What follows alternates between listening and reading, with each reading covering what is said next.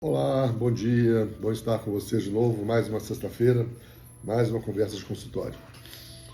Essa semana o senhor que veio à consulta me fez uma pergunta que eu, para respondê-lo, tive que fazer uma pequena revisão bibliográfica. Eu achei que é um assunto que possa interessar a todos. O senhor que está muito preocupado com a saúde mental dele, ele tem 78 anos e é uma pessoa muito ligada a essas questões de alimentação e apesar de já estar como nutricionista, ele tinha alguns pontos que ele queria esclarecer, e especificamente sobre a questão de se usar ou não se usar os chamados alimentos ultraprocessados e saber o que de fato existe com relação a esse aspecto da nutrição. Eu fiz uma revisão para ele, encontrei uma revisão agora de 23 de maio, publicada na revista Neurology, que é uma das principais revistas, né, nessa área de neurologia, e realmente eles nos trazem um artigo que diz que os alimentos ultraprocessados são um fator independente para a degeneração cerebral. Ou seja, independente se a pessoa é diabética ou não, hipertensa ou não, eles, de uma forma independente, eles são responsáveis por deterioração da nossa cognição, né, da nossa memória, quando utilizados de forma exagerada. Né? Então, nesse trabalho, eles primeiro explicam, né, o que é alimento ultraprocessado. Alimentos ultraprocessados são alimentos muito manipulados, né, geralmente com baixo teor de proteína e fibra, né, e que são guardados, né, são conservados com ingredientes que incluem açúcar, gordura e sal. Né. Exemplo disso são os refrigerantes, os chips, chocolates, doces, sorvetes, cereais adocicados, né, sopas e conserva, né, nuggets de frango, cachorros quentes, batatas fritas e outras coisas. E os alimentos não processados são aqueles alimentos que têm um mínimo de manipulação, são consumidos quase in natura, como as carnes de boi, de porco, de frango, os vegetais e as frutas. Né?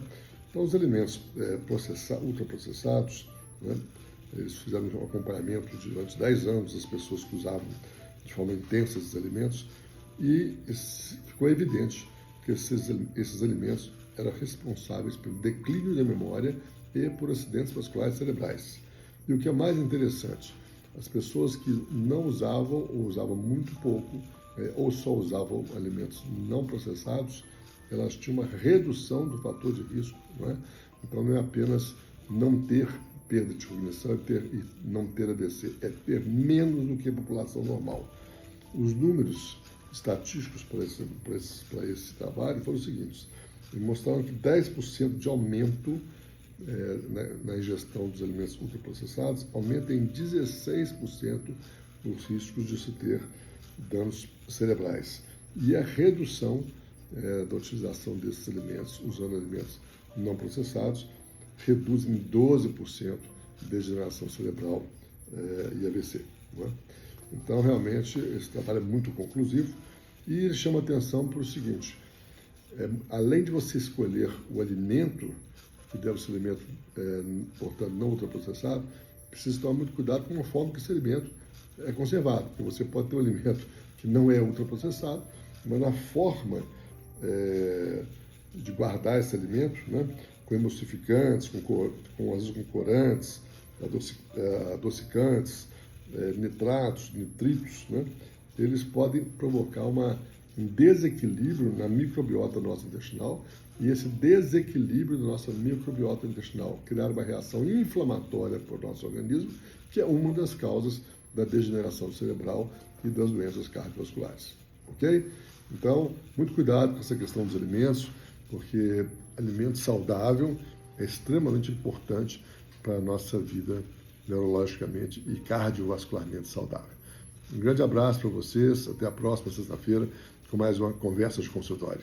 E podem perguntar à vontade, trazer as suas dúvidas, independente de serem consulta ou não, que a gente tentará trazer os esclarecimentos para vocês. Um abraço, até lá, saúde!